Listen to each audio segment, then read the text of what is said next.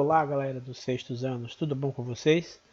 Hoje nós vamos falar sobre a Mesopotâmia, uma das civilizações mais antigas da humanidade.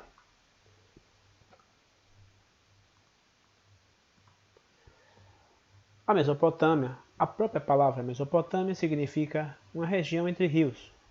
Assim era conhecida a região localizada entre os rios Tigre e Eufrates, que nascem nas montanhas de Armênia e depois de atravessarem o território do atual Iraque, desembocam no Golfo Pérsico. Esta civilização é considerada uma das mais antigas da história. Observem no mapa a região da Mesopotâmia, uma região onde nós vamos ter aqui os povos sumérios, os acádios, nós vamos ver a cidade de Assur, os assírios. Observem o chamado rio Eufrates e o chamado rio Tigre, uma região muito cobiçada por esses povos. Por quê? Por causa da sua fertilidade. Na verdade, a Mesopotâmia não se estruturou como uma nação, mas sim era uma região onde passou diversos povos nessa região, onde houve a disputa de vários povos por essa região. Repito, devido à sua fertilidade, ser uma região também estratégica. Observem o mapa ao lado que a atual região da chamada Mesopotâmia é o Iraque. E nós temos aqui também a Síria, a Arábia Saudita e o Irã. Mas de que forma foi feita essa ocupação? Na antiguidade, diversos povos apossaram-se sucessivamente dessa região, geralmente por meio da guerra. Além da fertilidade, havia também o que? Destacava-se era uma localização estratégica, pois era uma passagem das caravanas comerciais que transitavam entre a Índia, a Palestina e o Egito.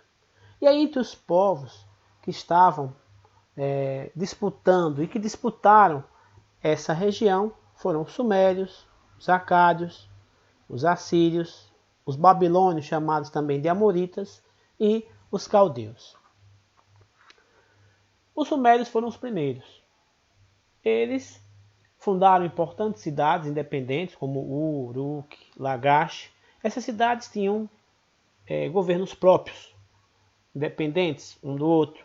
E aí existia um chefe chamado de Patés, era um chefe político e religioso que controlava a cidade. Era uma cidade-estado, né? Cada cidade tinha sua autonomia. E quais as contribuições? A gente pode colocar que os sumérios deixaram. Uma delas foi a chamada escrita cuneiforme, a mais antiga da humanidade. Era aquela escrita cunhada em placas de argila. Uma outra curiosidade, que foi uma das contribuições também dos sumérios, foi o veículo sobre rodas, o início da irrigação e a metalurgia do bronze. O próximo povo a ocupar a Mesopotâmia foram os acádios, chamados acadianos. Em 2300 anos antes de Cristo, os acádios dominaram os sumérios graças ao uso do arco e flecha, mas 300 anos depois foram dominados pelos amoritas, chamados antigos babilônicos, porque se estabeleceram naquela região da Babilônia, na Mesopotâmia. Comandados pelo rei Sargão I, os acádios conquistam e unificam as cidades sumerianas, fundando o primeiro império mesopotâmico. Então, o primeiro império mesopotâmico foi estabelecido pelos acádios. Em alguns livros, vocês vão ver, talvez assim, Império Arcadiano. É a mesma coisa. Posteriormente, os acádios, nós vamos ter o quê? Os babilônios, também conhecidos como amoritas.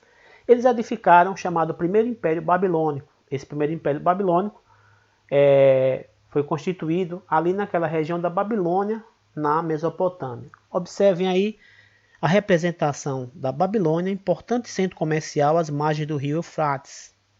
Existia um intenso comércio. Mas quais as contribuições? Os primeiros códigos de leis escritos da história atribui-se o quê? Ao chamado rei Hammurabi, que criou o famoso Código de Hammurabi. Fazia parte do chamado Código de Lei Italião, conhecido pela expressão olho por olho, dente por dente. Vocês já devem ter ouvido falar desse olho por olho, dente por dente. E também uma outra contribuição foi na astronomia. Mas o que a gente pode falar desse Código de Hammurabi, né? A chamada Lei de Talião? No artigo 196, dizia o seguinte: se um nobre furasse o olho do outro nobre, também teria o seu olho furado. Se você arrancasse o dedo de uma pessoa, teria o seu dedo arrancado. Era o chamado olho por olho, dente por dente. Era uma forma de quê? De estabelecer uma indenização, mas na verdade o Código de Hammurabi ele tinha como finalidade o quê? Proteger a propriedade privada que já existia naquela época. Observem aí essa imagem, que é um monolítico com o Código de Hammurabi, que está no Museu de Louvre, em Paris. Quem for ao Museu de Louvre ou tiver a oportunidade de visitar, ou então de ver aí na internet, vocês vão perceber esse monolítico onde está escrito o Código de Hammurabi. O próximo povo é os assírios. Outro povo que já havia se estabelecido no norte da Mesopotâmia desde 2500 anos antes de Cristo, na região chamada de Assur. Eram chamados assírios.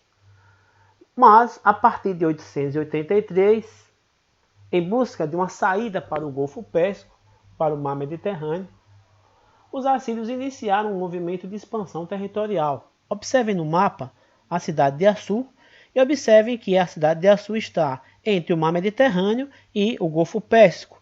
E aí era o que? Era uma passagem natural do Mar Mediterrâneo para o Golfo Pérsico. E aí, o que vai acontecer? Os assírios eles passam a se organizar como uma sociedade altamente militar, porque eram constantemente invadidos, porque estavam o quê? No corredor daquela passagem do Mar Mediterrâneo para o Golfo Pérsico. E aí criou-se o quê? Uma população, um povo bastante violento, um povo guerreiro. Principal rei Assurbanipal. E uma das suas contribuições dos povos assírios foi as armas de ferro, os carros de combate, as arietes, também há armas de combate.